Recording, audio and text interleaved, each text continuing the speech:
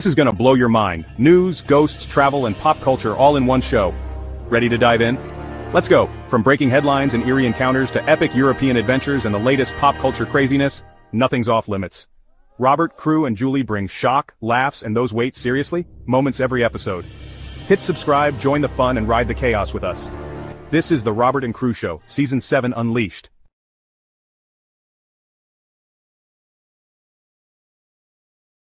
Welcome back to the Robert and Crew Show, and it feels good to be back. As always, I'm your podcast host, Robert. And I'm your podcast co-host, Crew, Osbourne, for this episode. And I am your co-host, Julie. And tonight, Mr. Crew Osbourne, what are we going over?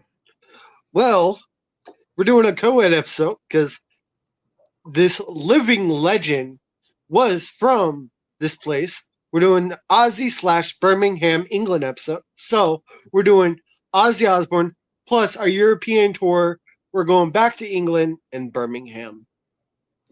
And Ozzy Osbourne, we all should know, was famous for songs like Crazy Train, Iron Man, War Pigs, famously renowned like Black Sabbath was where he started, and then became Ozzy Osbourne later on. But he was Ozzy Osbourne in the beginning, but then broke off to do solo stuff himself.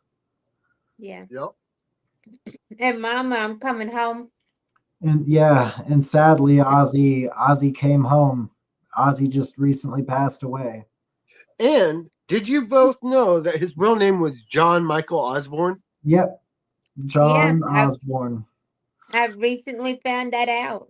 You know, much respect to Ozzy and Sharon and their whole family. I feel for all of them. Ozzy was a good guy. From all the pictures that I see and stuff, and all the different things that I heard about Ozzy in the end, and what he was like before the end, like he was actually a pretty good guy. Like, he did some really crappy things to Sharon, but she forgave him.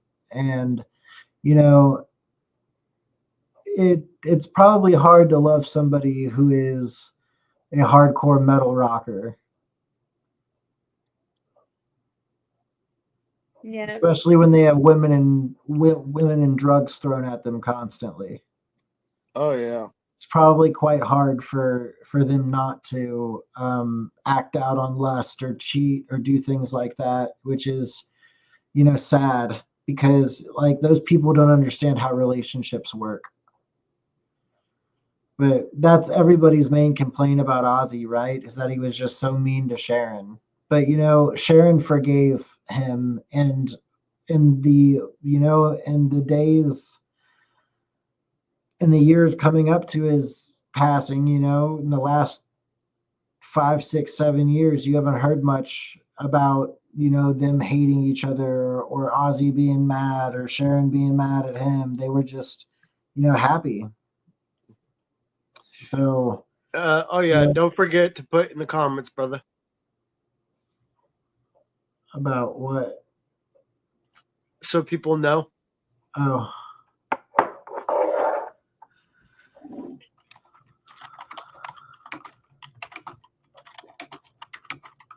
Yeah. And then it was really cool how he came to a school where this elementary school did a song in front of him. And that was incredible. It was all musical instruments.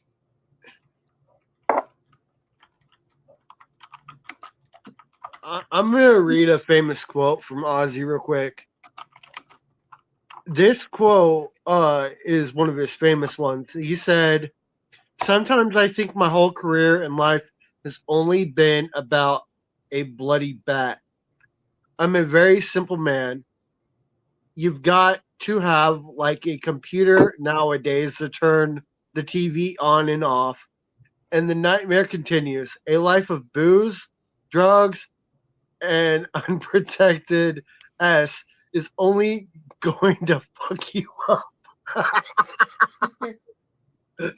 Ozzy was crazy, man. I Like know. you hear some of the things that he did when he was younger. I mean, he was a shock rocker for sure. He liked to Yeah. freak people out. He And liked to do then crazy things. biting a bat, Biting a bat's head off, yeah. And he that thought was it just, wasn't real. He thought it wasn't real at first. Oh yeah. yeah. I don't really know very much about that whole story. Me neither. I've just heard about it. Let's let's ask Grok to tell us the story of when Ozzy bit a bat's head off.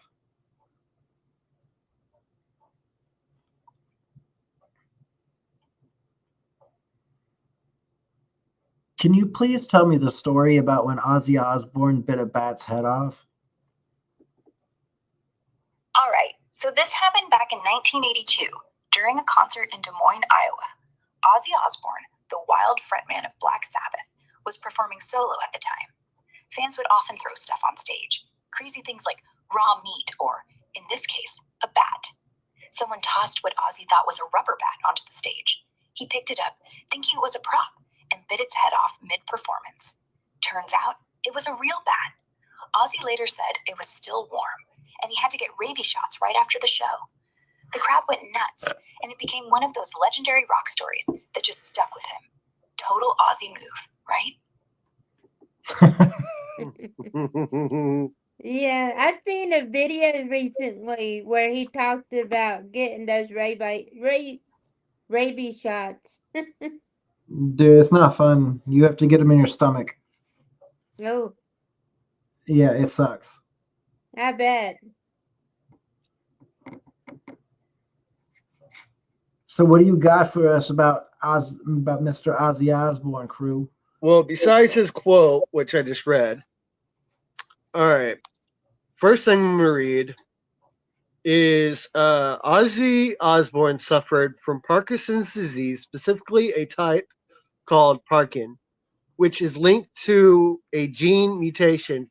He publicly announced his diagnosis in 2020, although he had been living with the condition since 2019.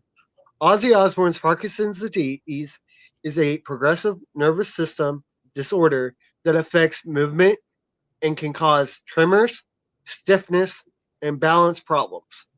It characterized by a gradual loss of nerve cells in the brain, and there is currently no cure.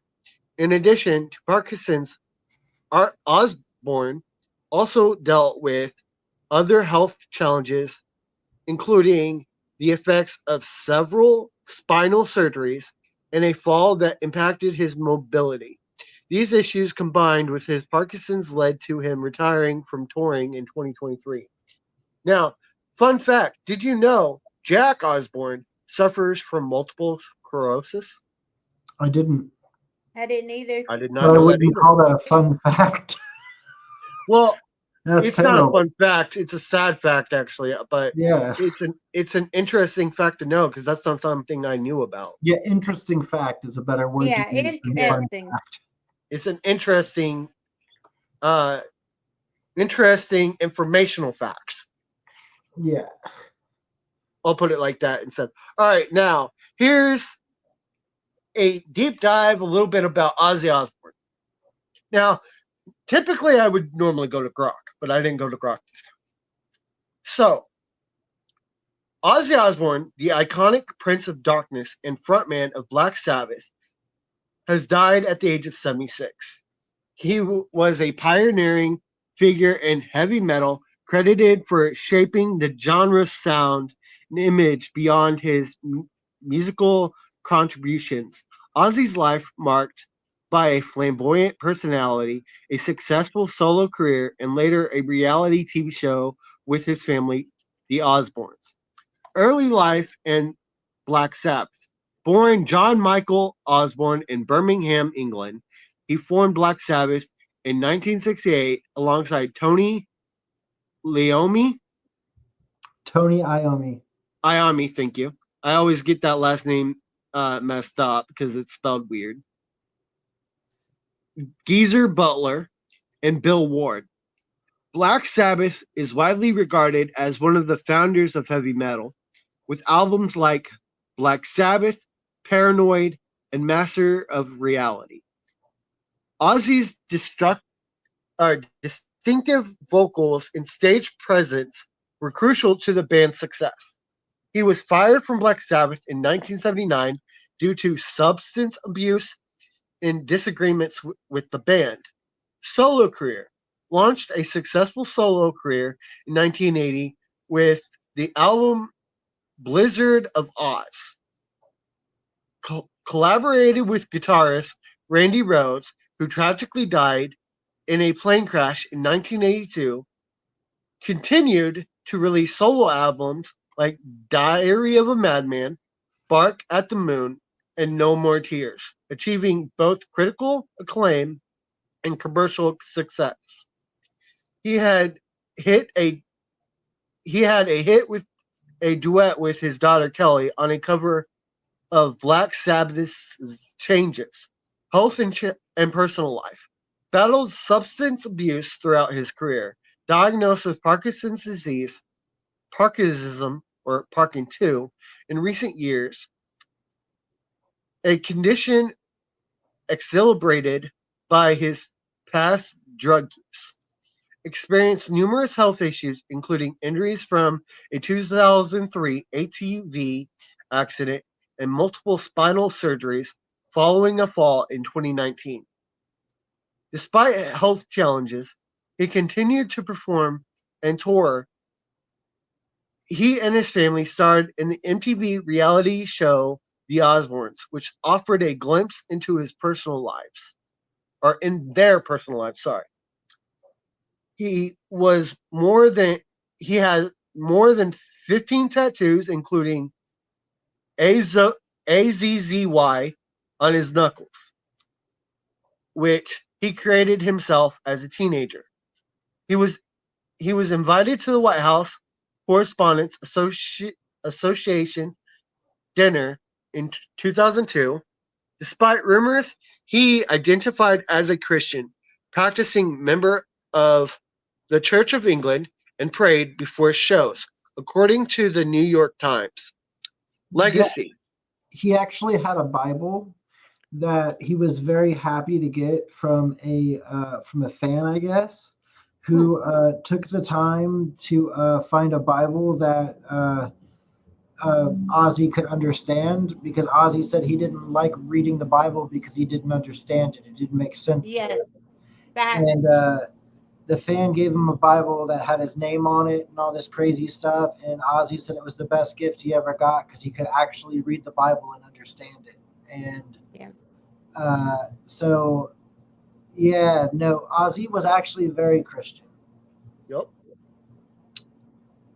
Here's his legacy. Contrary belief. Yeah. Here's his legacy. And this is the last thing I have on Ozzy. Ozzy Osbourne's influence on heavy metal is undeniable, shaping the genre's sound, image, and culture. He is remembered for his powerful vocals, stage presence, and flamboyant persona. His solo career and work with Black Sabbath have left a lasting impact on the music world. His reality TV show provided a different perspective on his life and family. Yeah. And one thing about that, the Bible gift, he had left it in the place where they were having the meet and greet. And so he made the people that had the venue unlock the door so he could go back in and pick up his Bible because he left it. Before we play this video, one of my favorite things on the Osbourne show is when Ozzy goes, Sharon! Yeah.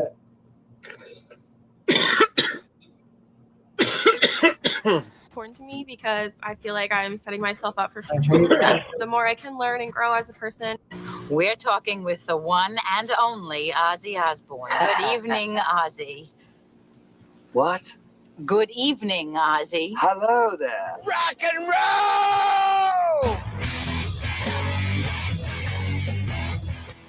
Let's have a nice hand for Ozzy Osbourne.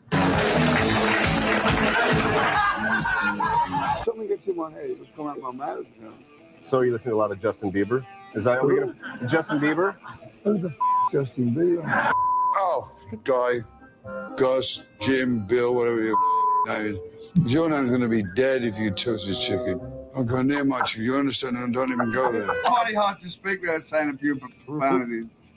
He's done very well. You know, you've done very well, Ozzy, and thank you, thank you. What do you mean? Great. Oh, all right. Thank you. There we go. Ozzy. Thank you, Ozzy. Thank you, Sharon.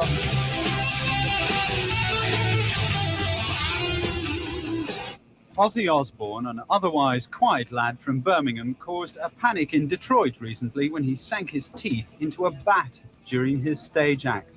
Mr. Osbourne says it was all a terrible misunderstanding.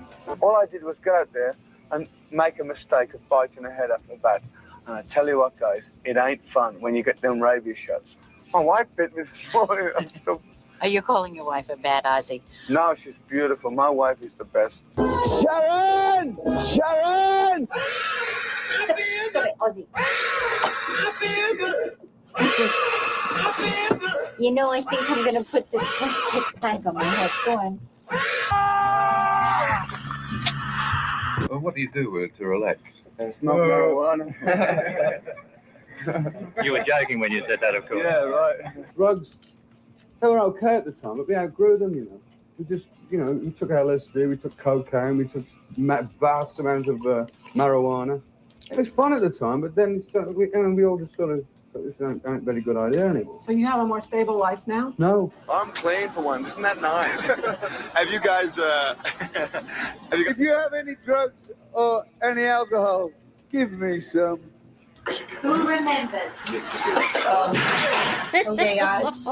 Ozzy, I know it's working because I'm even feeling it, man. You want to rinse out?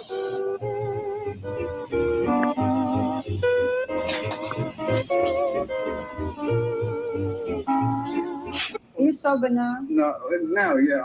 I'm never, but I have moments of it. I'll tell you.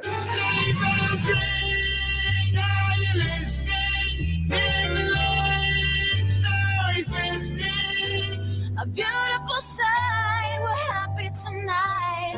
Walking in a winter wonderland. And we got copyright. Yeah. You thought you were singing a completely different track there. I think I was. This will make you feel good, You're Ozzy. going to be really bright now. Come on. Actually, Yeah.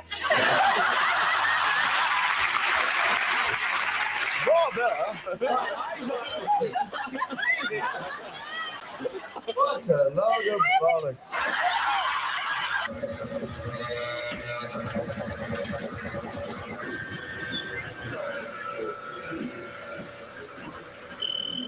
I hate Jack.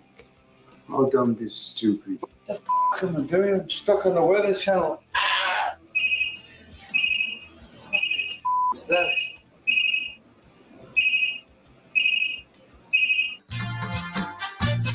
That's right. Oh, come on, Sharon. I'm f***ing Ozzy Osbourne, the Prince of Darkness. Evil, fuck evil. I've had a bottle of bubble. Who pissed on my carpet? That bastard dog, man. I'm going to throw it in the book. Terrorist. This can't be lies, gang. I love you all. I love you more than life itself. You're all f***ing mad. What's happened to you? Where'd you get this here? Jack! Siri, what was the name of the chimpanzee they sent into space?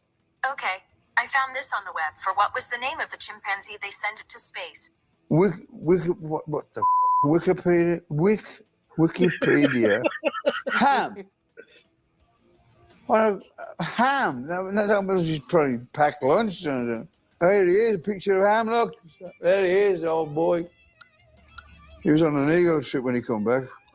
He met the president. Now look at that astronaut. He looks like an astronaut, doesn't he? Right. Last year we had a rather bad accident when we did this. I hope one of them doesn't puke over me again this year. Keep on going, folks. Oh my God.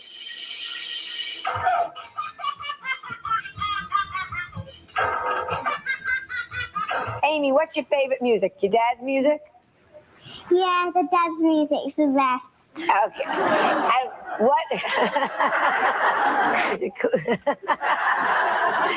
What about after Daddy? Who do you like to listen to? I like to listen to Madonna, things like that. All right. Madonna. Would you? I may be the biggest lunatic that you've ever met in your life, guys. But I'm here for you guys. I'm here for people. I'm here for enjoyment. I'm here for giving people my life, my soul, my everything. I just want to tell you, because I may never see you again, that you are my favorite musician in the world. Give me a hug.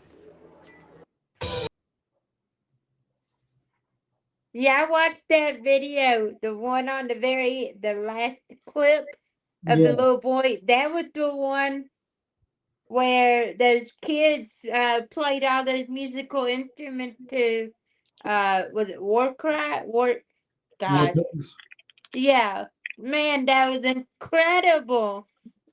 Seeing those kids play that song. I wish we could listen to his music, but it's all copyrighted. Yeah, of course. But hey, just a couple of weeks ago, he did his last concert. Yeah. Sitting in his chair. I heard a lot of people were happy with it, and then a lot of people were upset about it. Yeah. So it's one of those things where it was what he wanted to do it. So, I mean, at the end of the day, it's what Ozzy wants, right? It's not what the people around him want.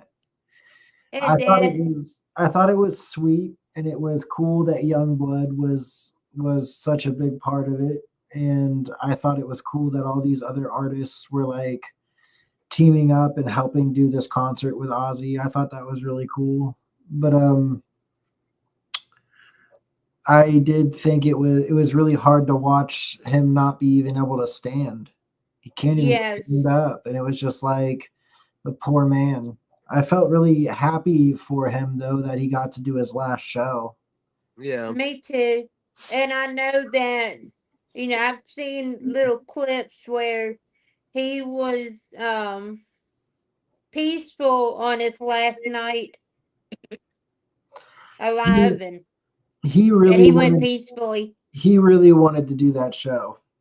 He did. I think that probably helped him feel better about himself, because he said he wanted to do it for his fans. Yeah. He wanted to do it for his fans, but he also wanted to do it for himself and do it for just everything he stood for was music. That was what he loved. He loved music. He loved the music he made. He loved the rock. He just loved it in general. So he wanted to go out with one last concert, And I think, I think it's the fact that he got to do that was the whole reason he went now, because he got to do what he wanted to do. He got to do the final concert. He got to say goodbye to everybody, and he had a good one. Yeah, and I was shattered. Not shattered. I'm sorry, that was the wrong word. I was now that right word's not going to pop in. Sheltered. I was sheltered from a lot of things, but I do remember watching some of those Osbourne shows. Oh yeah, with like my grandma. My grandma actually. Yeah, my grandma used to actually have it on her TV once in a while. Wasn't it just called The Osbournes? I believe so. Yeah, it was the Osbournes. That was when everybody first got to have an actual look into Sharon and Ozzy's life. Mm-hmm. Yeah. But I always feel like those reality TV shows, call them what you want, reality TV, sure. A part of me feels like they're still scripted. Oh yeah, for sure. Yeah. Some of that shit is just not real. It's just fake. And when when you know you're on camera, you act different than when you know you're not on camera. Okay, this is off topic for a bit, but Wait. I see. I'm hearing something. Something is coming through. It says it's breaking. We have breaking news. What is this? Breaking news. You know what keeps me going out here? A cold Dr. Pepper and a great podcast like the Robert and Crew Show.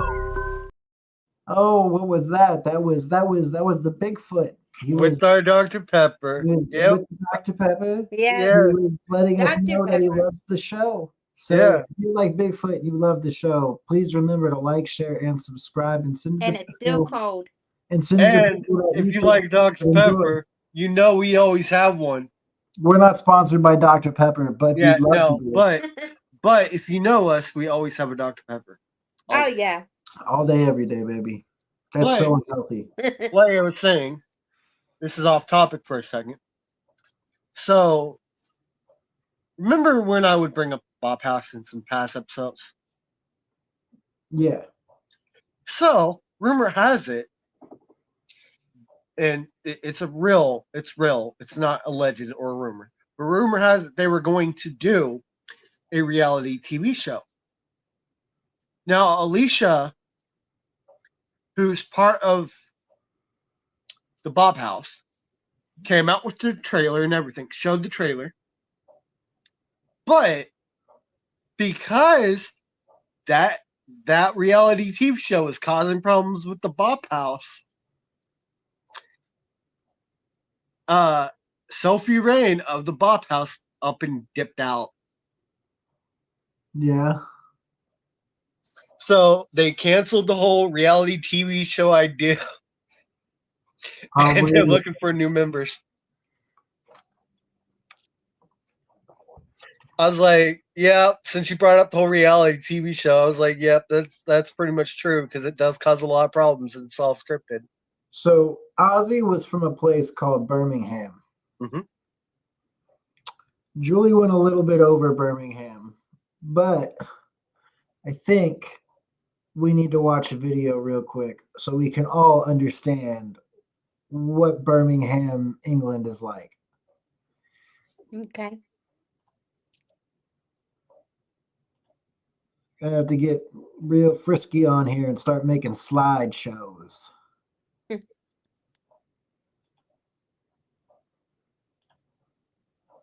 Hello there everyone, and welcome to the very first video on the History with Kev channel.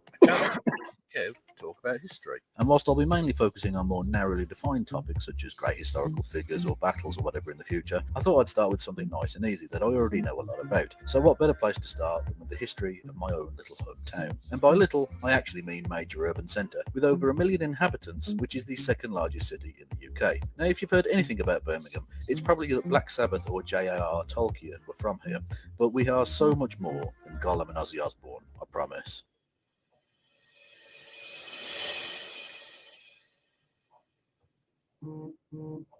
Birmingham is located here, in the middle of Britain, in the West Midlands to be precise, atop the Birmingham Plateau, a raised area of land which tops out at around 1,000 feet above sea level, which is not very high by world standards, but this is England we're talking about, so that makes Birmingham positively Himalayan by comparison to most other places. Oh yeah, and here it rains. It rains a lot.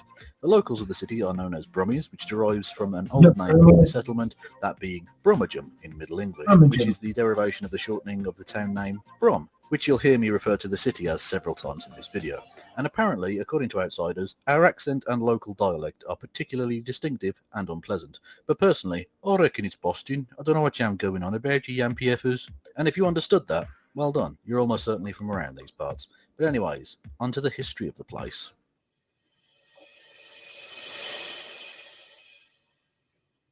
There's evidence of human activity in the Birmingham area dating all the way back to 8000 BCE. But don't worry, I won't be taking you through all of the intermittent 10,000 years because frankly, who has the time? And especially given that the human activity for the first few thousand years seems to have been in the form of seasonal and temporary settlements. So we'll fast forward a cheeky 80 centuries to the first proper settlement in the area, which crops up in the middle of the 1st century CE, or AD if you're still using the old dating system. That first settlement was built by the Romans and it's called Metchley Fort in the modern-day Birmingham suburb of Edgbaston in the southern part of the modern city. Although, of course, Metchley Fort is not what the Romans would have called it, but so minor a site was it within the Greater Empire that we have no idea what they actually did call it. Metchley was a Roman fort built in the usual defensive style with an outer earthen embankment, wooden walls and double ditches. The site was constructed within a couple of years of the Roman invasion of Britannia in 43 CE. Here you can see the partially reconstructed earthen embankment in the grounds of what is now the current Queen Elizabeth Hospital in Birmingham. In Roman times, though, the site became a hub of the local road network, with Icknield Street, Ricknield Street passing through the area, which intersected with the two great cross-country Roman roads of Watling Street and Foss Way, very much making it the spaghetti junction of classical antiquity Britannia.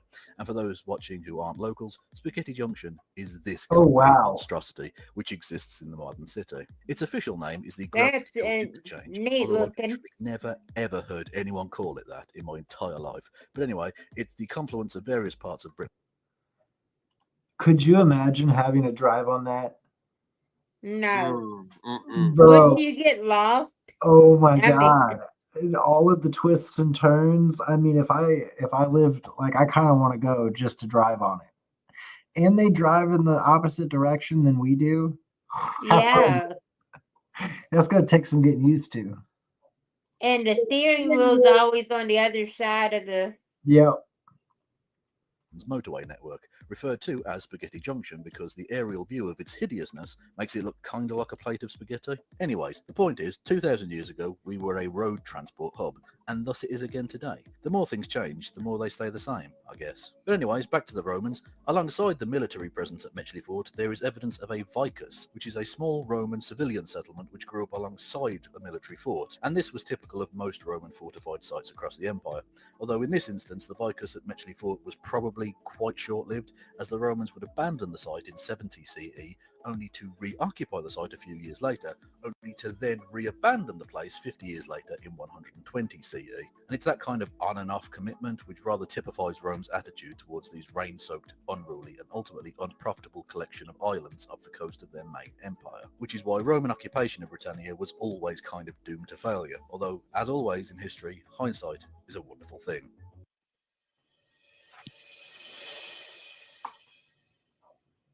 Perhaps in time the so-called Dark Ages will be thought of as including our... Following the Roman abandonment of Britain, the Birmingham area, much like the rest of the country, fell into serious decline for the following several centuries, and it wasn't until the early 7th century that Birmingham appears again as a permanent settlement, and its modern name derived from the Old English word ham, meaning a home or settlement, and Bormingus, which was the name of the local tribal grouping, and Bormingus meant the people of the Borma being a general name for a tribal leader or chieftain.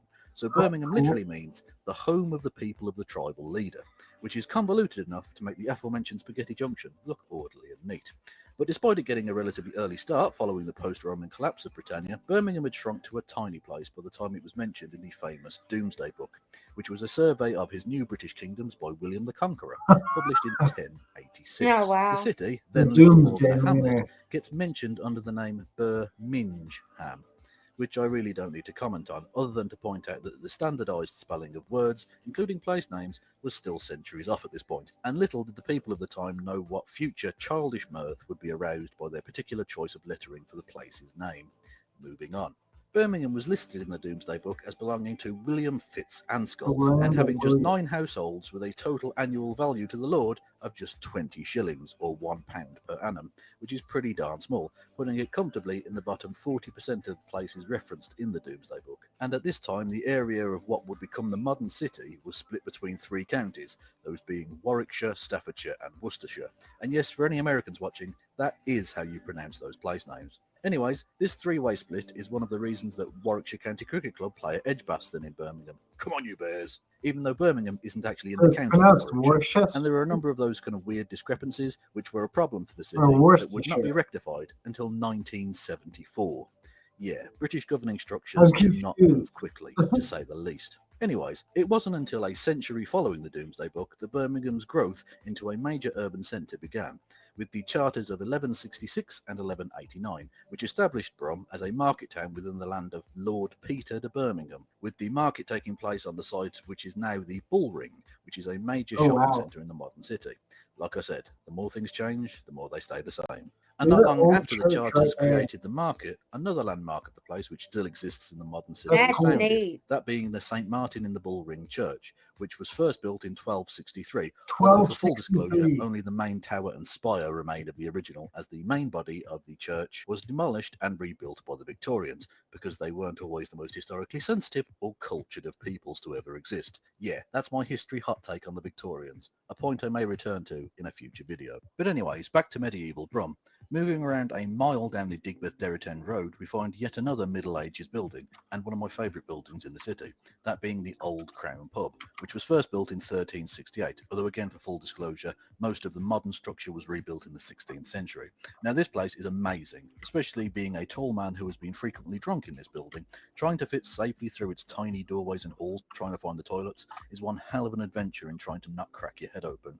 It's definitely worth a visit if you're ever in the city. But anyways, that small diversion aside, it was the establishment of the market and a general economic uptick in the area that led to Birmingham's expansion, meaning that by the middle of the 14th century, it was one of the largest towns in the region. Now this is the point where I need to take a small detour in the video to get a little bit political, to talk about Birmingham's history of popular radical politics, because it's relevant to the city's role in the English Civil War and beyond. All politics is local. Thomas P. O'Neill. Because of the relative freedoms that Birmingham had won for itself during the days of serfdom, it had long been a place where more progressive and radical ideas had taken hold. Allied to this was the fact that by the start of the 17th century, Birmingham had a thriving economy and rapidly expanding, and thus more socially mobile, less conservative population. The people of Birmingham came from all over the place in terms of geography, politics, wealth and social class. It had become a very culturally pluralistic place. So when the English Civil War erupted in 1642, Birmingham naturally sided with the parliamentarians over the royalists. This led to the Battle of Birmingham, or the Battle of Camp Hill as it was known initially, where a parliamentary regiment attempted to stop a royalist detachment of around 1,400 men under the command of the bloodthirsty Prince Rupert from marching through the town. Unfortunately, the outnumbered parliamentarians were forced back from the town, and Rupert brutally pillaged and set light to Birmingham, killing hundreds of innocent inhabitants and destroying much of the city, which further radicalised the populace for centuries to come. And as the parliamentary forces would inevitably prevail in the larger conflict, it saw Birmingham not suffer the harsh reprisals that many royalist strongholds did, giving the city an advantage going forward. And because of its status as a non-incorporated town, Brum was exempt from the laws passed by the restored monarchy after England's brief period of Republican rule, which for Birmingham was a very nice historical case of having your cake and eating it. Anyways, there are numerous other examples of Birmingham's radical political history. Firstly, the city was a key hub for the non-conformist movement of the 1660s, which opposed the usage of the established Church of England following the newly restored monarchy. Later on, the city was strongly involved in the Enlightenment, especially during the 18th century, with the Birmingham Lunar Society and its prominent thinkers such as Matthew Bolton and James Watt. Many of its members were also fierce and vocal slave trade abolitionists, which was not necessarily a mainstream or popular opinion at the time. In the early 19th century, a Birmingham branch of the radical and officially banned Union of the Working Classes organisation was formed. And later in the same century, it was at a meeting in the city that members of the Birmingham Political Union founded the Chartist movement, which was a nationwide radical working class suffrage movement, whose demands would unfortunately not be realised within their lifetime, but their movement was the spark for mass working class politics in Britain. And in addition to all of that, Birmingham was a hub for radical trade unions throughout the 19th and 20th centuries. And Birmingham's involvement in radical politics is a topic I may return to in greater detail in a future video. If that's something that you're interested in, let me know in the comment section below. But anyways, back to our timeline.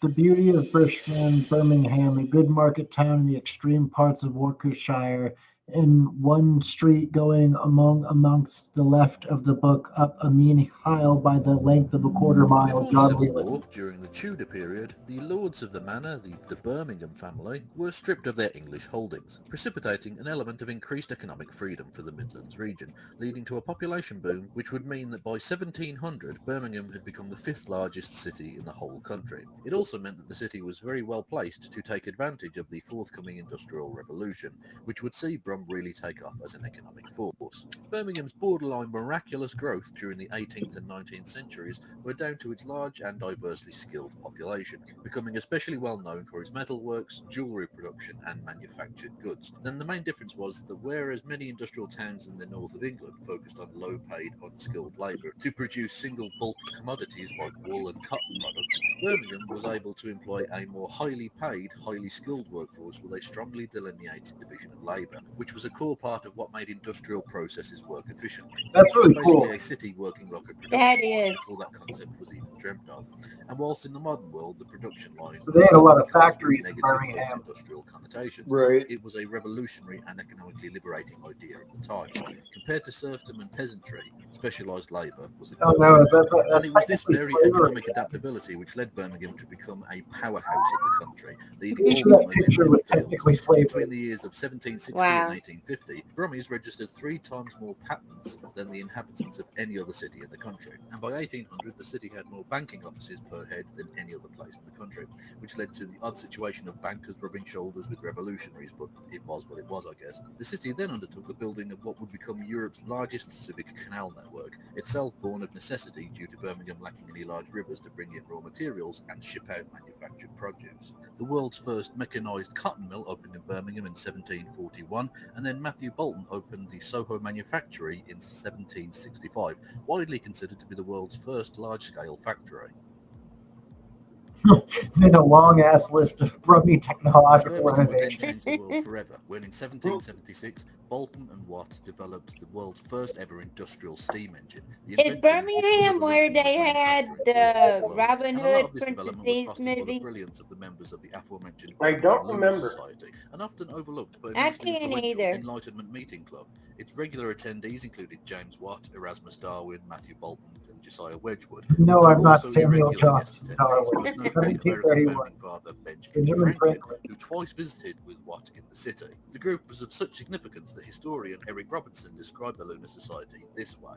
Of all the provincial philosophical societies, it was the most important. Perhaps because it was not merely provincial. All the world came to Soho to meet Bolton, Watt, or Small, who were acquainted with the leading men of science throughout Europe and America. Which is pretty high praise, and not unwarranted in the slightest. The Birmingham Lunar Society really were a massively influential group in their day, and unfortunately don't get anywhere near the amount of spotlight that they deserve in historical discussions, which is a point I may return to in a video in the future. The workshop of the world. Nickname for the city during the Industrial It was Revolution. by the middle of the 19th century that Birmingham was at its political and economic height, and it used that position, unsurprisingly I guess, to push for progressive political reform, with the Birmingham Political Union. You know, Birmingham seems like it was very industrial and ran a lot of factories. He's getting more into like the political aspect of it, which like cool and all, like political history is cool, but I'm more interested in the growth of Birmingham rather than the political side. And like I Yeah. know the political side is always like a part of it, but I'm going to stop the video here because I don't really care for the politics of Birmingham. Right. Oh, maybe we could look up the numbers or something. Look up the what? What you just said, that you liked the numbers instead Yeah, of the like political. yeah, look up the numbers and we can see how it progressed. Instead of having to sit through an entire video trying to figure out because What the you go progression of political. Birmingham? Yeah. Because honestly, I don't even care about the political side either. Like, don't get me wrong, Yeah. it's good to know, but at the same time, it gets out of hand sometimes. Yeah, that's true. That's true.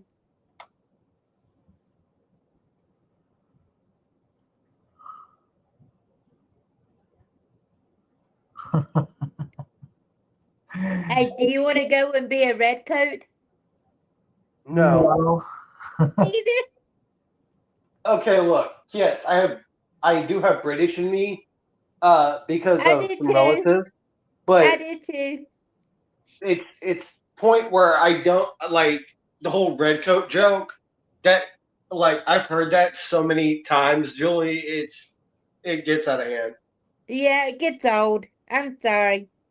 I Like, have a okay, little British. it goes with on the lines of when Paul Revere goes, "The redcoats are coming." Yeah, and thinking of that, my children are all half British. Are they? Yes, my mother-in-law was full-blooded from England with the accent still.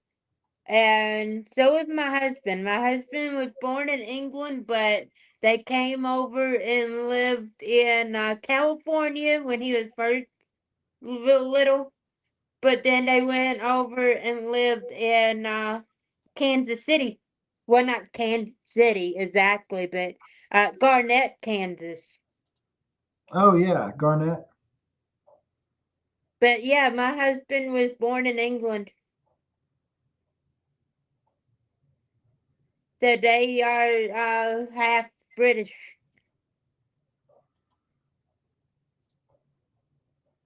I think I found one.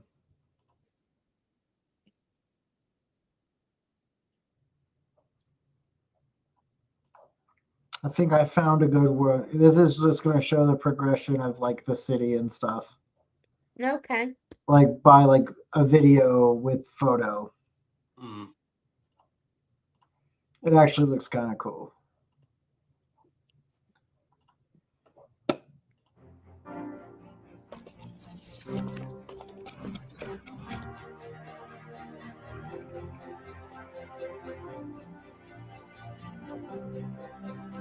That does kind of look cool.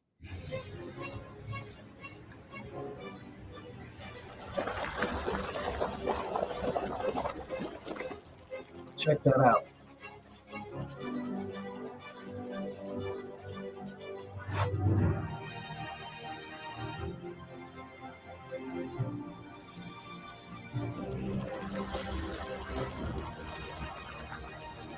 Dude, I think it'd be so cool to see cities back in like the 1950s, 1940s. It'd be really neat to. Well, I mean, I'm glad they have pictures, or because that is so neat looking. Oh yeah, for sure.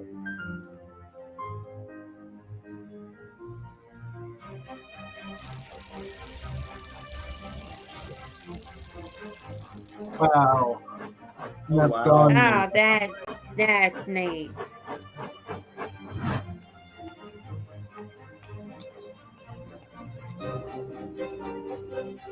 Watch, and there's going to be something beautiful here too. I almost like that better than having other books. I like how the old places look better than like the modern US.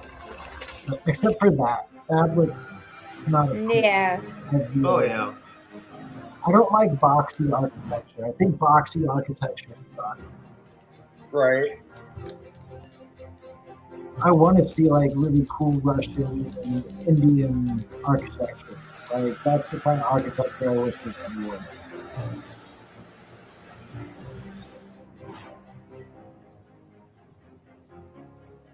Like that shit's too boxy. I don't like it. And that looks awesome. Oh yeah. Yeah, definitely. Like, why would you get rid of that? I understand it's probably falling apart and whatever, but it looks so much nicer. And that's inside of it. That looks crazy. That's cool though. Here's more street station. So the last photo, I didn't understand what was going on in there. That was the train station they were all inside of?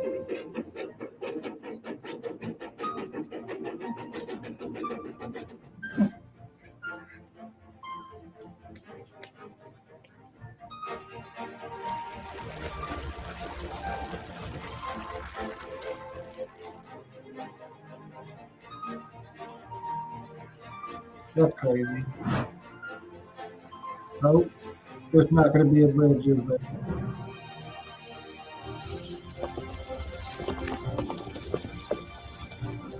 There is.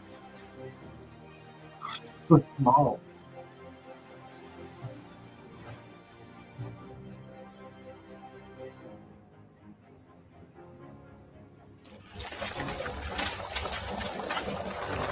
Oh, see, why would you ever get rid of that? Right.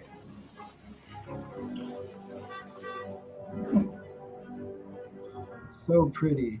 And then It you is, but have it's too this boxy. empty shit.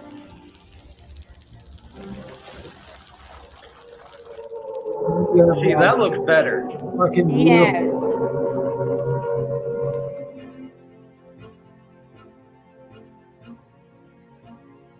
Now we're gonna get maps. This is Birmingham. Approximately 95. Oh, it's the population. 160,782. That's quite a bit of people. 1921, there was almost 1 million people there. Wow.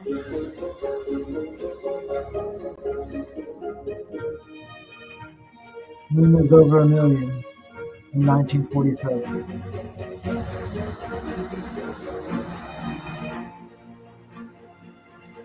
Wow. So like Birmingham grew. It grew. Yes, it did. Is Nottingham close to Birmingham, or is it the same thing? Do you know the answer to that, Chris? What? Is Nottingham connected to Birmingham? I don't know. That I do not know. Because that's what I was thinking about with the Robin Hood movie, Nottingham. And so I wasn't sure if that was connected to the Birmingham or if it's different. Let's see how far away Nottingham, if Nottingham's a part of Birmingham. Just out of curiosity. Yeah, we'll have to see.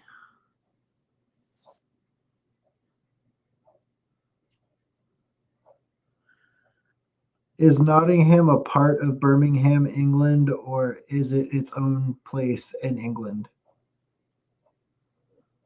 Nottingham is its own city in England, separate from Birmingham. It's about 50 miles northeast of Birmingham, with its own history, culture, and identity. Think Robin Hood and Sherwood Forest. They're both in the Midlands, but definitely distinct places. Okay. So I got there you my go. answer. Nottingham is close. It's close, but not It's not connected. Birmingham. Okay. It's its own Yeah, place. I wasn't sure. I'd like to visit Birmingham at least once in my life. Me too. I would love to travel. I'd like to go to England, period. I always have wanted to go because, like I said, my ex-husband was born in England and his mother-in-law, and I got a aunt who was from England that married my uncle. Right. And so I've always just had that connection of knowing people. Right. No, I And so got I've you. always wanted to go see it. Have you ever been out of the country? Only to Canada when I was 17. That's cool. Almost around my 17th birthday. I've been to quite a few places out of the country, more than probably the normal like poor person. I don't know really how to explain it because I am not wealthy at all. I just got lucky with the places I got to go as a kid. But no, I never got to go to England. I wish. England looks cool. I've always wanted to travel around the world, which I never got to. I've only traveled to certain states here in the United States, but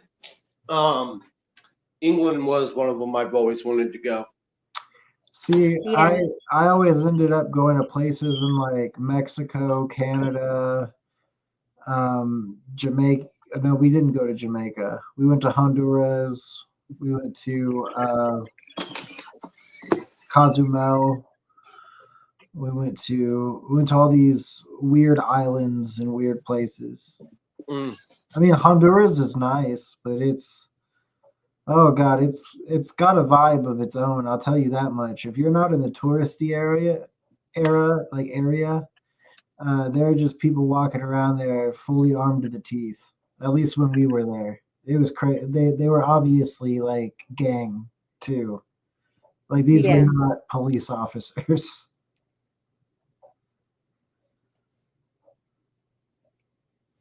So, but so we went over quite a bit about Birmingham.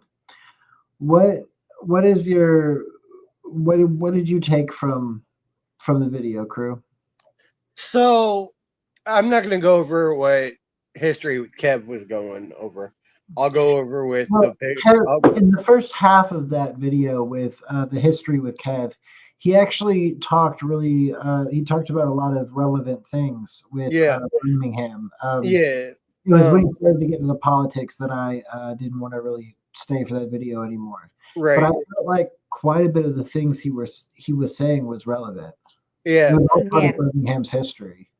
But when it comes to Birmingham, what I took is seeing the progression, like from current to past, and then seeing how big it got and the population changing miraculously, and a lot of those pictures of that now to then. I mean, like they should have kept certain of those buildings because of the fact that they looked a lot more nicer than what they have now. Except you have to think that it's easier to replace, or I'm sorry, it's easier to rebuild than replace half the time. So, like, if you have an old stone building that's like falling apart, which a lot of those buildings were made out of stone or brick or whatever they had, that masons used back then to create the buildings with, were starting to fall apart. And the easiest thing for them to do probably was to bulldoze and rebuild. Yeah. And then that's when you get all the horrible boxy shit that nobody wants to look at. Like, in my personal opinion, like, modern architecture sucks. Right. I hate it. It's absolutely terrible. It's the worst thing ever invented because there's no art put into it. It's, hey, let's create the biggest rectangle or the biggest square we can and make it a business thing, a factory, a home, or a warehouse. Literally. Yeah. Which is annoying, It's pretty honestly. neat. There's no like art isn't put into the fucking architecture anymore. Right. No. And that's what upsets me. It's is sickening because I to wish even that- think about, in my opinion, because of the fact that one, with how buildings looked back then, with all that art, that beautiful art that you could see, the designs, the they put their detail. heart and their soul into making that stuff. Oh yeah, and honestly, okay, look, It just makes you feel different when you're sorry, I don't mean to interrupt you, but it You're just good. makes you feel different when you look at something that somebody worked on for 30 hours with their freaking bare hands and did an amazing job with, and like the inlay of the stone has a story itself. That is the most amazing thing you could ever look at because you can feel how much love and how much work that they put into that. And Instead of dedication. looking at something modern that you can tell that they literally just cut a slab of stone out of whatever and put it up and they were like, it looks nice. Well, And that's all okay. they In didn't my actually opinion- come into it. They didn't take time to do anything with it. In my opinion, if you look at the detail back then, I don't believe it was done with hammer and chisel. There's no freaking way. Well, it depends on what you're talking about, because some of the stone buildings were done with hammer and chisel. Well, yeah, but when I'm talking about in detail, like you're talking about honestly, the Romanesque buildings that are found Yeah. all over the world. yeah, because okay, so Tartaria England guy. was notorious Welcome to the wonderful known. world of Tartaria. Yeah, well, hold on. England was notoriously known for Roman takeover, right? If back in the day, Rome took over England completely. Like it even explains in Assassin's Creed Valhalla, right? Right. When you're playing as Eivor in the game, and you're traveling all over England, open world, you'll come across some destroyed Roman architecture, and England, to this day, you can find destroyed Roman architecture. Well, you can find you can find that architecture though in quite a few different places. Oh yeah. Like for instance, do you guys remember when it was either ISIS or Al Qaeda was caught breaking Roman art? Like, and they filmed themselves doing it. They were breaking like Roman like busts and figures that were older than like they were literal pieces of history, and they were breaking them in front of God and everybody, and gave no shits. Like they were priceless artifacts. It was a big deal. Like here, I'll pull it up real quick. Like, but it was crazy. There's a video of it.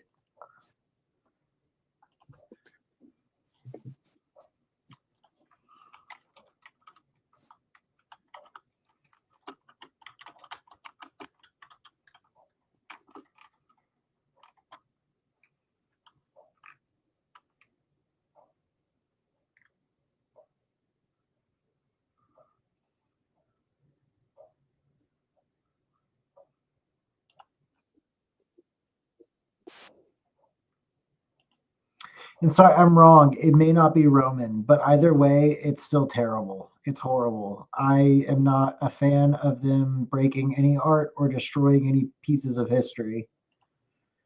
Oh yeah, for sure. And ISIS did this. It wasn't Al Qaeda, it was ISIS.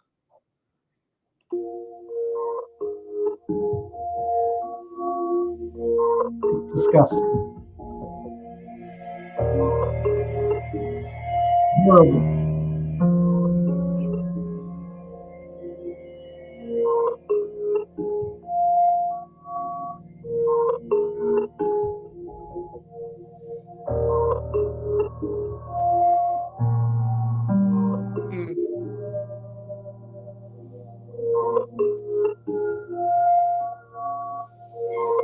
Just crazy.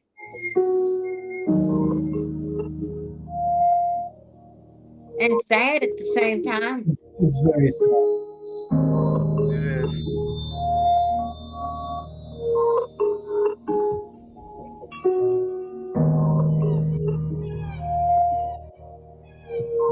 It's such a disgusting thing to see when people do such disturbing things.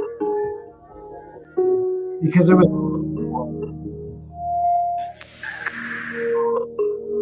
destroying all of those priceless statues, artifacts for one. What was the point?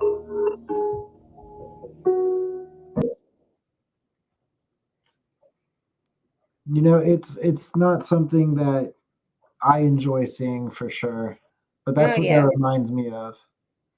The destruction of the Roman architecture all over the world, or the Roman architecture that has survived.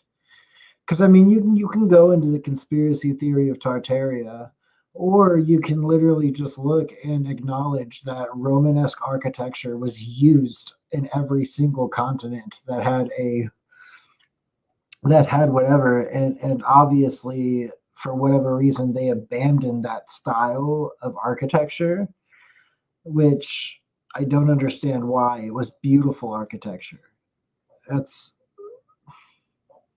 It takes more time, more love, and more heart and more soul to create something as beautiful as that than have this dumb box stuff everywhere. I don't like the boxy architecture. I just don't.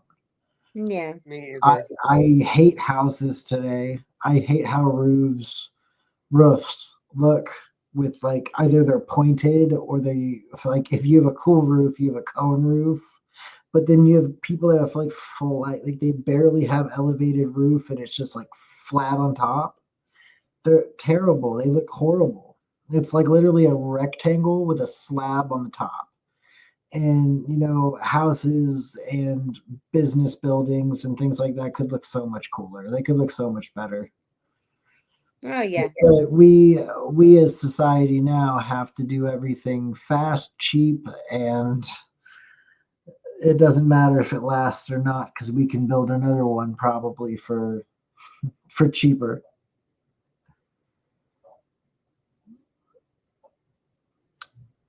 Yeah. How do you feel about that, crew? Honestly, okay, we've talked about this before, and honestly, when it comes to the boxy architecture, I can't stand it. When you look at the older, Romanesque looking like buildings, I want that. It's more detailed, it's more beautiful, it's more ar- artistic in a way. Yeah. And It's more appealing to the eye. yeah, that too. It, And you can see the dedication the artists and the builders put in the work. Like, okay, people will argue saying, "Oh, well, it was done with hammer and chisel," but was it really? There's no what way do you think it was done you with? could make detail work. But what do you think it was done with? Okay, Do you think giants built it? Do you think lasers built it? Do you think extraterrestrials built it? Like what built it? I think lasers did it. So you think a culture back before we knew this land is what it is was already advanced enough that they had laser cutting tools? Yes. And where do you think they acquired those tools? You already know where I'm going with this, brother. I'm just asking, where do you think they acquired these tools? The Great Tartar. So you think the Tartarian Empire? You think you think this is for entertainment purposes only? The Tartarian Empire supposedly ran with free energy and created some of the most amazing things in this world today, and we wiped, or not we, but society in general wiped them off the map so that gas energy could overtake and a giant money-making machine could be born. Because if you look at the detail then compared to now on a lot of those buildings, it's not done the same way as it used to be. But you really think that lasers, like, so I can look at some of these things. Like, there's that building in India that has like all those statues cut into it. Like that almost like seems like it had to have been done by a laser. But the whole thing is like they stick to the story that humans did that with hammer and chisel. So like, how would we prove that they didn't? Honestly, I can't explain that because here's the thing. Like, okay, because none of us are good enough to make something like that with hammer and chisel. Yeah, and honestly, people who work daily with hammer and chisel, yeah, it would take a lot longer to make something detailed and proficient. But if you're working quick with a hammer and chisel, it will break and not look as good. Yeah. So in detail work, how does hammer and chisel? I want someone to explain this to me. How does hammer and chisel make something so detailed, so proficient, so beautiful, and in the artist's vision? How? Really delicate hands. Okay, but here's the thing. Here's the thing. Okay, delicate hands. You would have to take hours on end to make something nice. Now, like in building terms, right? Let's give an example. What building did they say took how many years to finish? Which one? Just give me a random building. Let's say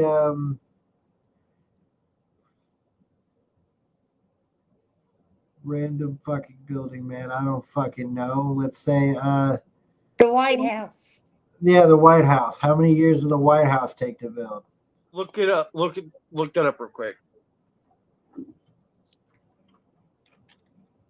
How many years did it take to build the White House? The White House was built between 1792 and 800, taking a total of 8 years to complete. President John Adams became the first occupant on November 1st, 1800. Okay. 8 years. Okay, if you're going to make a building that big, right, how in the hell are you going to make something look that good with hammer and chisel delicately in 8 years? It's a good question. The same thing is like about like the Roman pillars on every freaking building, like back then. Like with those pillars, I'd like to know whose hand chiseled those as perfect as they looked, because some of them look amazing. But you know, like stonemasons are a thing. They are they used to be a big profession, and my cat just Okay, sneezed. if you were okay, Did y'all hear my cat sneeze?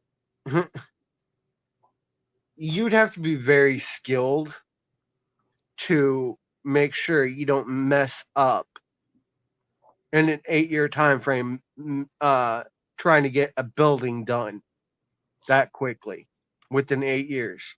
If you're making a big building like that in all stone, it should take longer than 8 years if you're trying to make it detailed. Because the those cathedrals, like the one in Germany, it took it over 600 years to finish. 600 in detail. Yeah. And then that It's church from- that burned to the ground, well, didn't burn completely down, but they rebuilt it and put new bells with that church.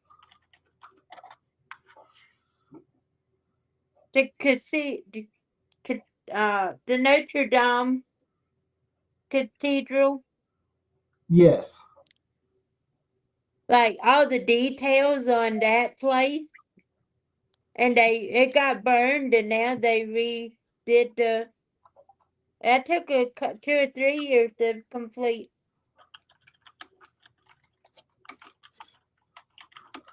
But wonder how long it took for them to originally build that place with all the gnome grump. Golly. Oh my God, bro, you're right. I typed in what tools were used to build the White House. Hammer, chisels, essential for cutting and shaping stone. Masonry tools. This included the mill and the chisels. stone carving tools, which were intricate for carvings around the north door of the White House. These tools were a part of broader toolkit that included traditional modern tools reflecting the skill and expertise of the stonemasons involved in construction. The White House's construction also involved the use of light gray sandstone from Aquia Creek Quarry in Virginia, which was painted white to enhance its appearance. Wow. So yes, the White House was built with hammer and chisel and other masonry tools. Okay, look. There's no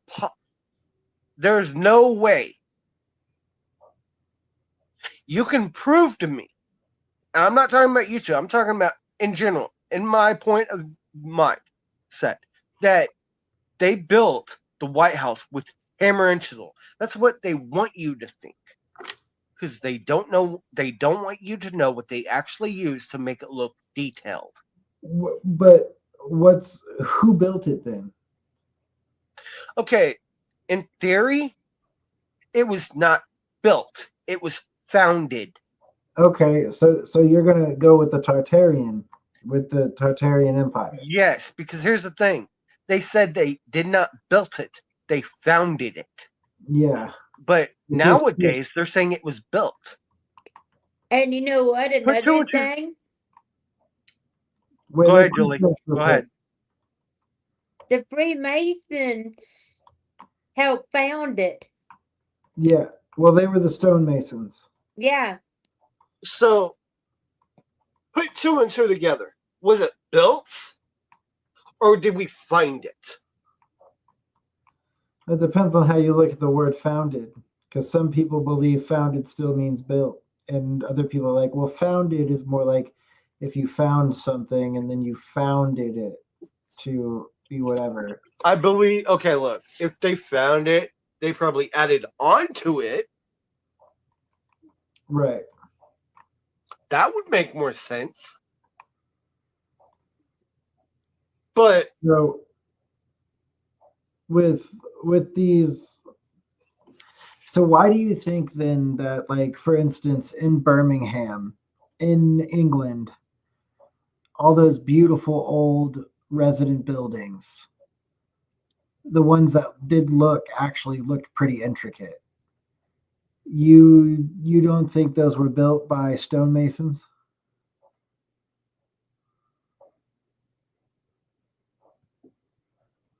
Hard to say. Here's the thing. In theory, a lot of buildings, they want to, make it look like they built it, right? Right. But wouldn't it have to be built? Hold on, Joel. Hold on. I'm getting to a point here real quick. When it gets to that point where they want you to think they built it, but in reality, the timelines don't make sense. The things they're saying doesn't make sense, and they're trying to make you think they built it. But in reality, how did they make so detailed work with hammer and chisel when hammer and chisel doesn't make detailed work like look that good? I understand where you're coming from. It's in logical thinking. In my point of thinking, when I'm looking at buildings or something made with hammer and chisel, it's not going to look nice, decent, beautiful. It's going to look cringy. It's not going to look like SpongeBob's one-hit wonder on the chisel with the brick. It's going to look like Squidward's chisel when it all crumbles. Right. So when if you really are going to be that skilled with a hammer and chisel, it's going to take years. I'm going to be devil's advocate here, and I'm going to fight for the fact that it probably is 110% possible with hammer and chisel. Okay. Yeah.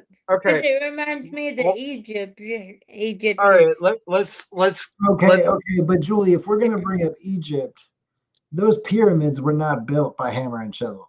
Yeah. No. Oh, I know. I'm talking about just the other buildings. Okay. But they claim it's hammer and chisel on the pyramids too, and that's ridiculous. Like that's absolutely ridiculous. I Yeah. want. I don't buy that. I don't buy the mainstream story of the pyramids. Okay. So Egypt is a good one to bring up. Sorry, crew, I'm not trying to interrupt. I know. I would like you to look up real quick, bro. Yeah. What would make buildings look more detailed? Laser or hammer and chisel? Well, it's obviously laser. Laser would make a building look way more detailed. Well, in how the would they? aspects of, in the fact that they want to say hammer and chisel, that I want you to do laser versus hammer and chisel. Which would do better detail? I want to see what How Grok. could they use Yeah. laser? Well, Julie, obviously Grok's going to In your say what opinion, the government wants you to know. do you believe that buildings that are older than 1900 could have possibly actually been built as beautiful and as amazing as they were with just hammer and chisel and maybe a couple other stonemasonry tools? Or do you believe that there's a possibility that laser tools built these by another advanced civilization and that these buildings were always there?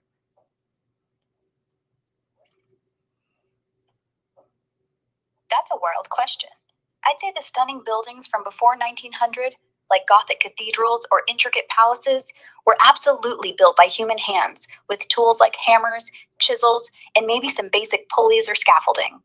The craft of stonemasons back then was next level. They had centuries of honed skills, math, and engineering know-how.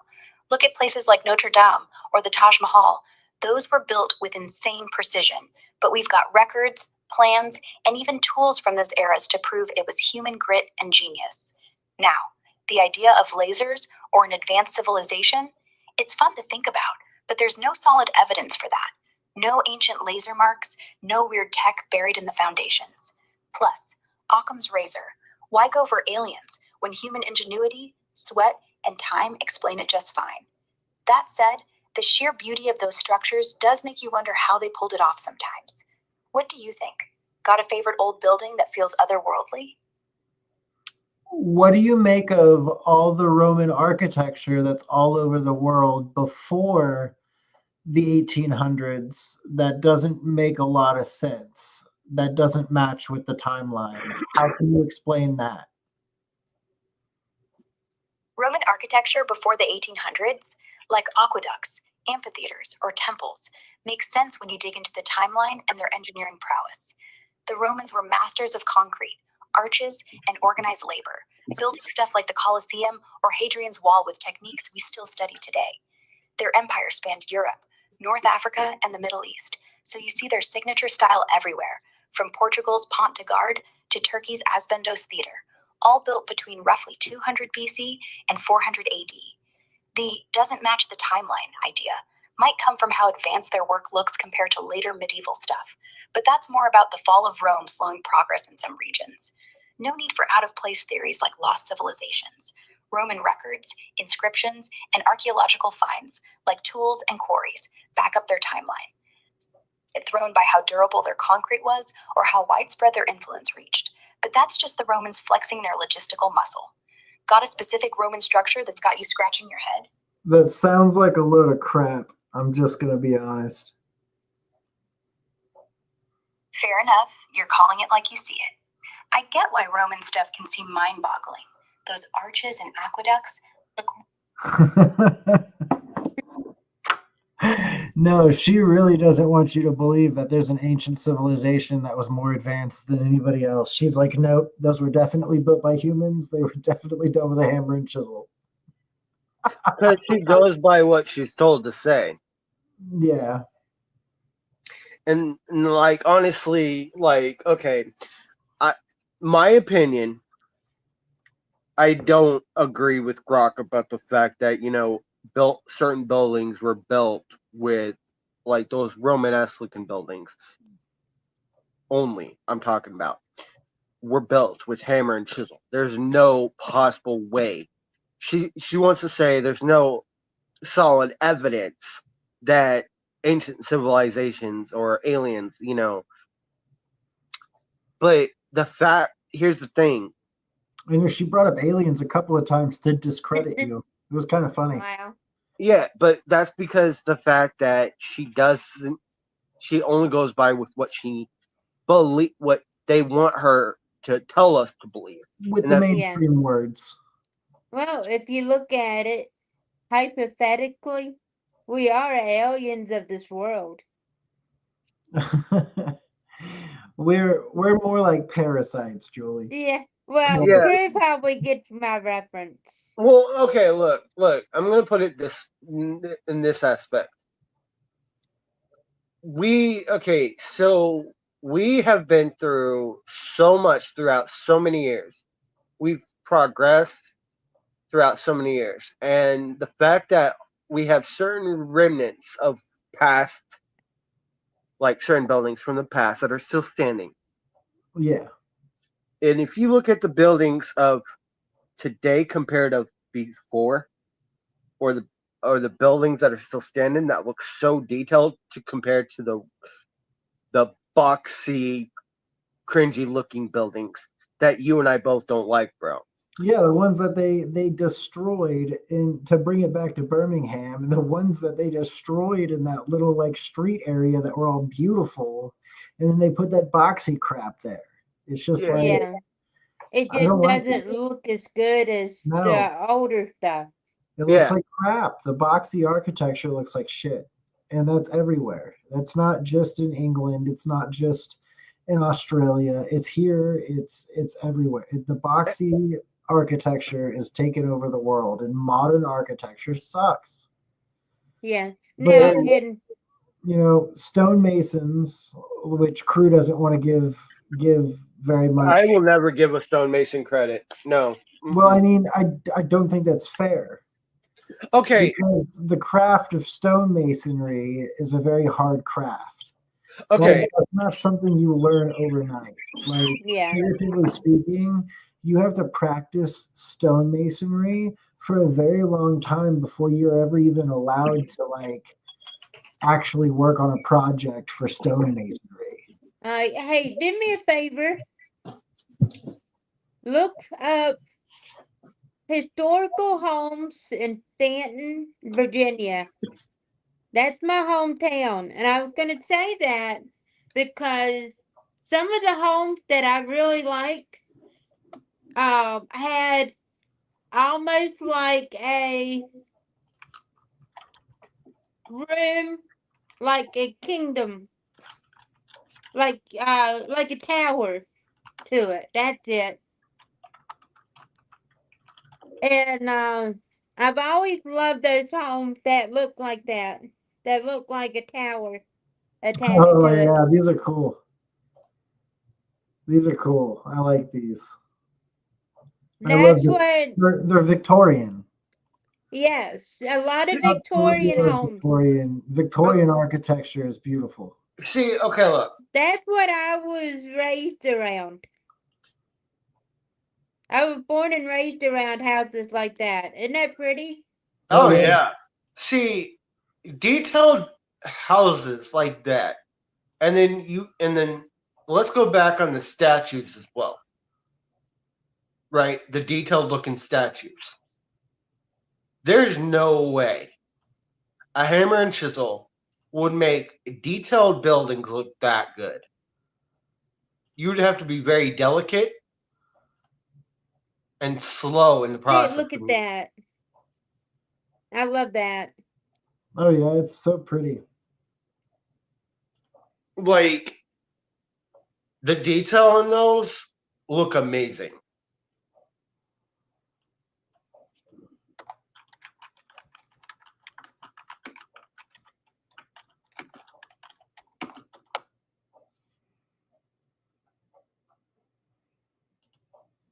And that's what you're thinking of when you see a hammer and chisel, right? Yeah, then yeah.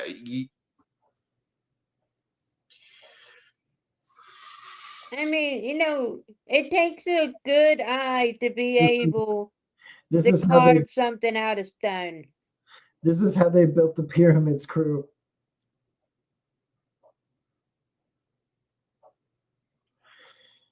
right That's what here. they want you to think of how they built things. Guys, I want to announce we're coming out with a new merch shirt that's going to be on the merch store tonight. It's going to be called Hammer and Chisel, a crew's problem, and we're going to make a shirt with just a hammer and chisel on it for crew and crew alone, because crew does not believe in the hammer and chisel.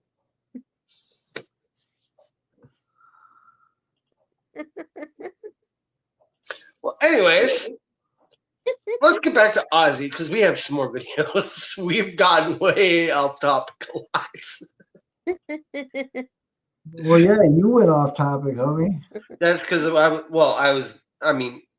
also no, because of the fact of a lot of those buildings, because it's Roman, and plus Birmingham, England had Roman something in it. So, I mean, it does kind of go with it.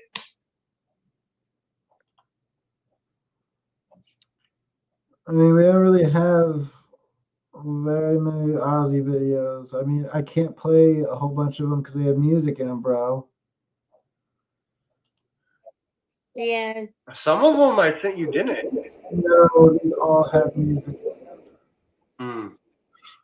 Yeah, and that's the problem, is it's going to get copyrighted immediately and taken down. Okay, we'll play the one with where Ozzy tries to calm down Kelly. That shouldn't have music in it.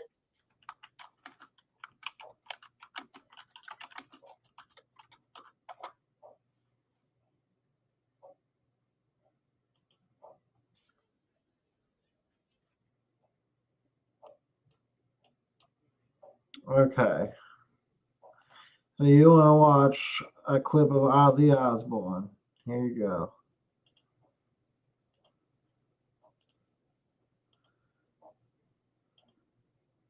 I'm sick of it. I want a fucking break. You haven't been there for all of it, Mom. When do you want the break, Cal? Now. You want it this week. Kelly, I'll get it for you. I'll do it for you. What was that, Josh? Just Kelly, she's really upset because of the workload and everything that's coming in, and she doesn't want to do it. She wants to be a kid. She wants time off. It's hard. The And next couple of months are going to be really hard. really, really hard. And the situation is that Kelly signed the contract, and she's got to learn that, it's not a game. You either do it or you don't do it. It's terrible. You've got no life, but it's that or that. Ozzy, go talk to her. She's sad. Go give her a hug. She'll be all right.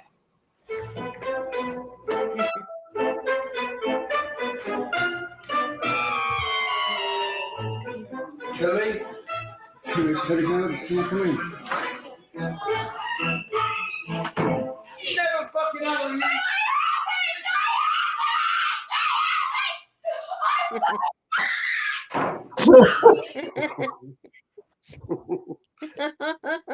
Yeah, that worked. Don't ask me to do that again, because it's got bollocked to death. You got bollocked. Bollocked to death. Railed and fucking reamed. I ain't the fucking manager around here. It's ain't my job. She's so dramatic. I love her so much. She's fucking nuts. Fucking nuts. Go to bed. And I'm not doing the Barbara Walters thing. I told you you don't have to. Kelly, why are you making something out of nothing? I'm You not. were told you don't have to do it, so don't do it. Don't try and look for a fight, Kel. Nobody's fighting with you. You do what you want to do. Why does Sharon Osbourne remind me of Cruella de Vil? Right.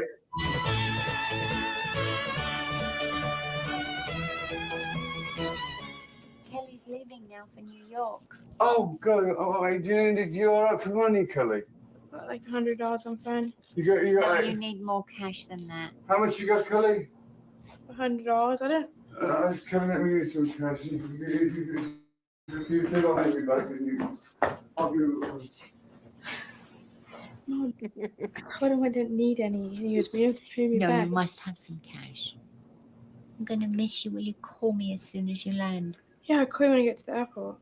Okay, you got your phone. Is it charged? Mm-hmm. I love you. I miss you so much. I love you. 2 hands, not half a hug, okay? I'm going for like 24 hours and I'll be back. I don't need that much, Go on, Dad. just take it. But I really don't need this stuff. I don't have some cash and you have none. I love you. Several safe I time. will. Rock and roll, girl. Yeah, let's just, dude. I wish people would just hand me $600. Ozzy just handed her a handful of $100 bills, and she's like, "I really don't need this much." And he's like, "Just take it. Just fucking take it." I was like, I'll take it. That's how we calm down our children around here. We just shovel money at them. Yeah. No, but for real, though, rest in peace, Ozzy Osbourne. Yeah. Well, Yeah. guys, we're at the we're coming down to the last 20 minutes of the show, so we're going to open up now for questions. If you have any questions, you can post them in the chat now. We'll also I go know through we've today. had We had a several bunch of comments that we that went. I mean, thank you, Kay Michelle, for the support.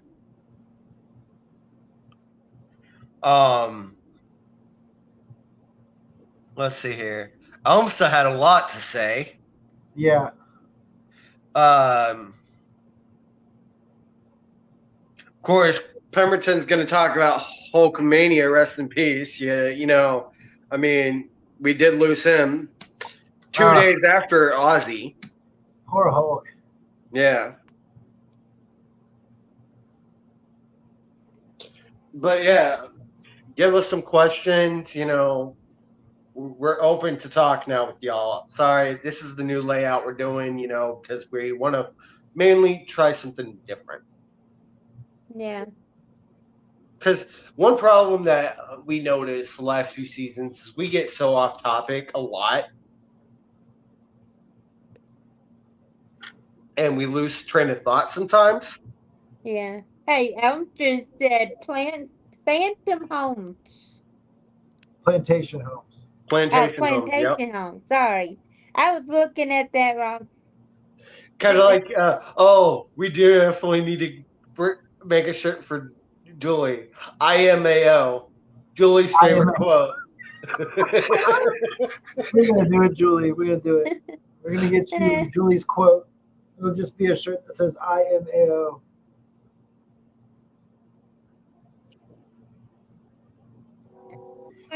Or it'll be I am and then a jar of mayonnaise. Like I am mayo.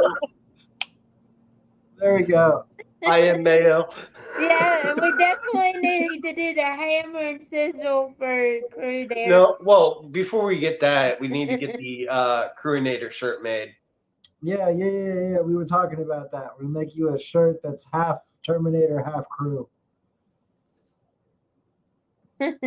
So, I mean, okay, so while we're waiting for questions, let's go over some past episodes we did. Let's go over some, since this is season 7 of episode 1, and we've came so far. Let's talk about our favorite episodes that we've done so far.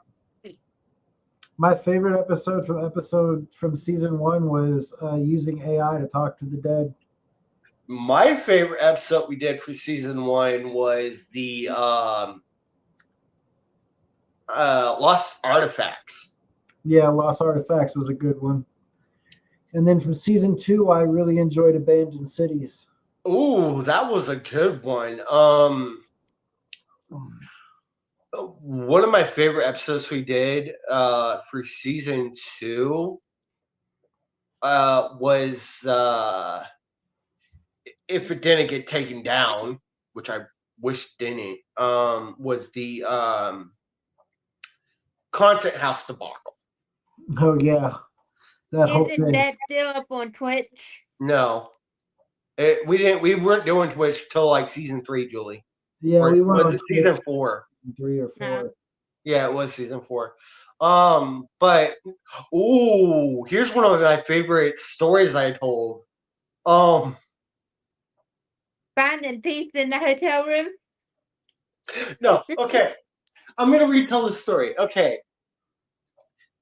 It's on my it's on my personal Facebook page. I put it as a reel, but Okay. I'll go ahead and retell the No, story. no, So, no. If you have it on your personal Facebook page, let's just pull it up real quick. okay. I got you, homie. Don't you Yeah. worry about it. I got you. I'll pull it right up for you.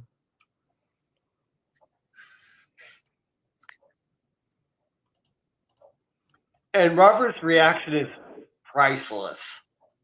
He's eating during the whole storytelling. Yeah, no, you're not wrong.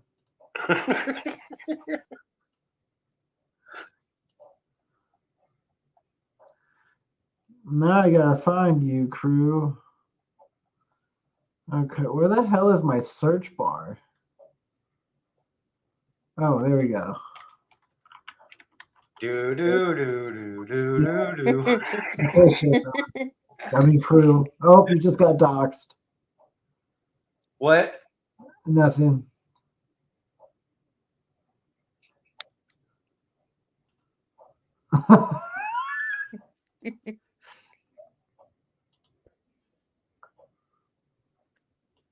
Okay, here we go, guys.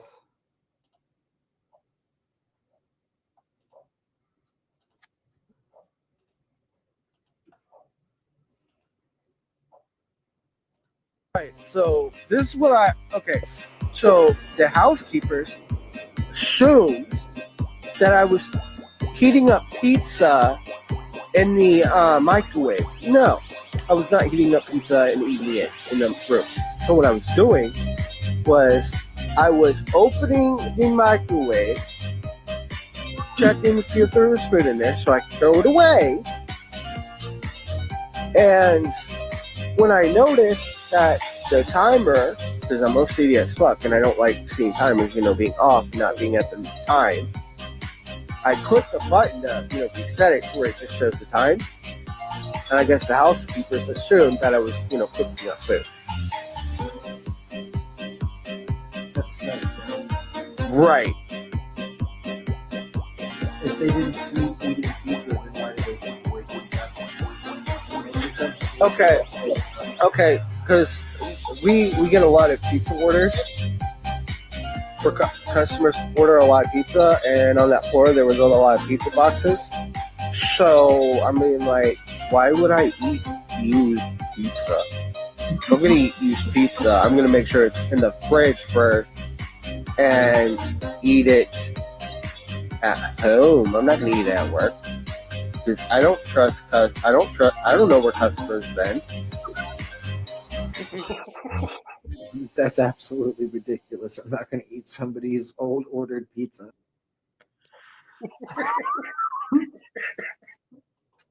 Okay, I'll put it like this.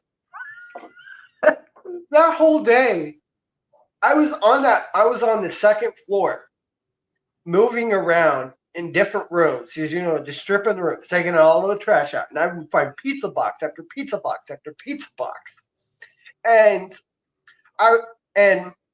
my manager asked me to, because he trained me correctly, right? He said, you need to look in the mini fridge and the microwave to make sure there's no food. I would open both, and I'm OCD. When I see eat the pizza that was in the microwave and in the whatever all the time, and that's why he got caught and in trouble. And shame on you. okay. You see what you eat? No, okay. Look, when I'm looking at the timer, right, and it still has a time on it. When it shows like 30 seconds, and I don't see where it says the actual time, like what time it is during the day. My OCD kicks in, and I'm like, okay, this is. So I'm pressing the buttons, resetting it to make sure it just shows the time. And we got housekeepers working, and they assume I'm cooking up pizza because they hear a timer go up because they hear the beeping. Like, What the heck? I'm not cooking food. I'm checking the microwaves to see if there's no food in there so I can throw it away or not. He's nuking half-eaten pieces of pizza. Just eating the fucking room. He's Oh, fucking man. nuking half-eaten pieces of crust eaten out of the I'm not going to eat after somebody else unless I you know fucking them. nasty bastard. Like, that's disgusting. We don't know where people have been. Oh Jesus. No, I love that. That's absolutely hilarious. But you know, Yeah. it's like one of those things where it's like, was somebody trying to get you in trouble at work, or did somebody genuinely think you were like in there just eating old slices of pizza off of Like, okay. It was okay. So a week later, I go in, and this was months back, right? And I haven't been working there very long, and I was starting to, get the hang of stripping rooms. I go meet up with the front desk person, get my list. A week later, she says, "By the way, your manager wants to talk to you about this specific situation." She told me. I was like, "Here we go." Okay, so I go up there. He's sitting on the bed, my manager, and this other guy who works there, and the other guy's not saying a word. He's just standing there because he's chill. He's chill. He helps out a lot. And my manager goes, "I got to be real with you," or something like that. He's like, I heard that you were cooking up food in here and eating food in here because that's one of the things that you're not allowed to do. I'm like, I'm standing there. I'm like, first off, this is actually what I was doing. I was doing what you taught me. I was opening up the microwave, seeing if there was food in there, and if there was, I would throw it away. But honestly, I was pressing the buttons to make it to where it actually showed the actual time of what day it is, not literally cooking up food. So whoever said that is no. Stealing people's old cups of noodles that they left in the microwave and just chowing them down real quick. Freaking reheating old slices of pizza. Crew, what's wrong with you? I mean, like, okay, look, if I find like drinks not open, right? Like, water bottles that aren't open and they're cold and it's hot in the room and I get real thirsty, of course I'm going to take that water bottle because it was left. Who's going to come back for that? Stealing? No, okay, look. If you have it to where there's a bunch of water in there and Gatorade and soda that has not been touched, and I'll tell you this. There's times I would go in rooms, stripping the rooms, and find notes saying they left this for us. Gotcha. Like there was this one time I found a whole bag of plastic bag, shopping bag, full of candy. And a couple weeks ago, while I was working, I go into one of the rooms and I found on those coffee tables, those big ass coffee tables they have. Yeah. Yeah. I found a note that said, "These are left for you guys. We could not take it with us. Drink them, have them, do whatever you want with them." 2 Gatorade, unopened, red Gatorades, and Primes. I took 2, 1 Prime, 1 Gatorade, and I gave it, and I was like, "Hey, this was left for us," and I gave it to the house, one of the housekeepers that was on the side I was on. I was like, "Hey, since this is your room, you can have them. I took 2, you can have the other 2." Makes sense. All right, well, how about you explain to the people what they're seeing on screen right now? Okay, so this is our official merch page. If you would like to buy some merch, we have different logos, we got the current season 7 logo on our merch. We got past episodes we've done from season 6. We have our season 3 logo, the alien. We got the crew alien shirt. Yeah. So this is a new one called the Reptilian Politician, and it says the Robert and Crew Show at the bottom of it, but it's a guy in a suit, obviously, who looks like a pretty evil, diabolical politician. It kind of reminds me of the Alcatraz or alligators. Below it is the crew alien series shirt, because obviously people want to keep calling me the clone crew or a Nibiru crew because I'm from Nibiru apparently. And this is all a part of this alien line right here. Yeah. So I mean, yeah, we got the alien shirts, we got some Bigfoot ones. The current season 7 logos are for our cryptid series we're going to do this season. Yeah. And yes, we do need to go Bigfoot hunting soon. So Elsa, hook us up. We want to go Bigfoot hunting with you. And then this is Bigfoot and Yeti playing games. And then we have the Robert and Crew Show Pharaoh logo. Yep.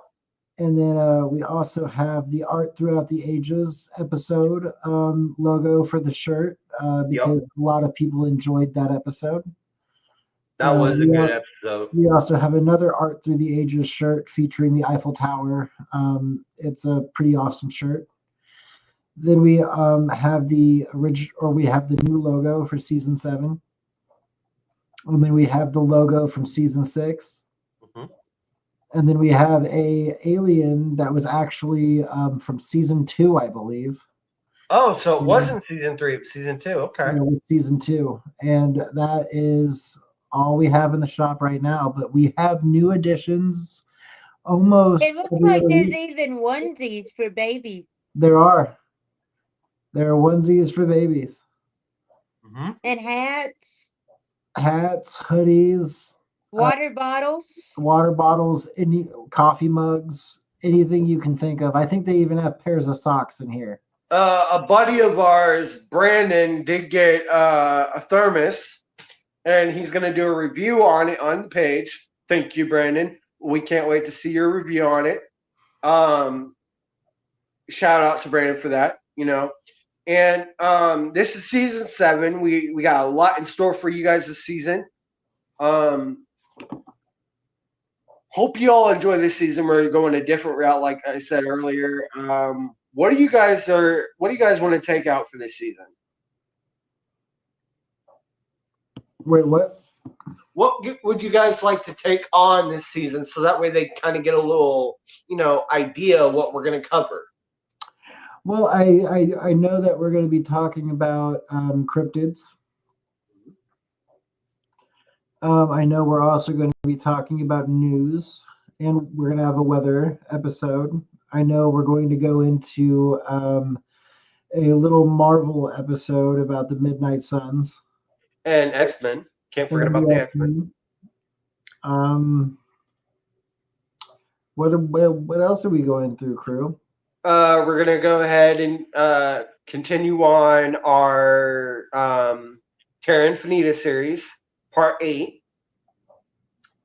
We're also going to do The Walking Dead Part 2 and Skynet Part 3. We was going to do last season, but we kind of put it on the shelf for this season. Bill Nye, who is that guy? Yeah. So we got a lot in store for you guys. And my life story. And of course, Julie's life story. We've done mine and Rob's life story past seasons. Very emotional stories. Julie's will definitely be emotional. Our life stories, talking about them, get emotional and hard to talk about because sometimes, this is what Brandon got, and it's nice. I love it. The logo looks fire. Yep, we have a logo on a silver thermos. So take it or leave it. You guys are amazing. We do this each and every week for you It's all guys. for you guys. It's all for you guys. We just Yep. love doing all of this just for y'all. Oh yeah. And this is season 7. Like, Season 7. subscribe, share with your friends. Peace out from the Robert and Cruz Show. Can you believe season 7 just keeps getting wilder? Thanks for tuning in, podcast pals. From ghost stories to headline news and epic Euro travel, we've covered it all, plus a side of laughs. Don't miss out. Hit subscribe and join us next time for more news, thrills, and adventures. See you soon.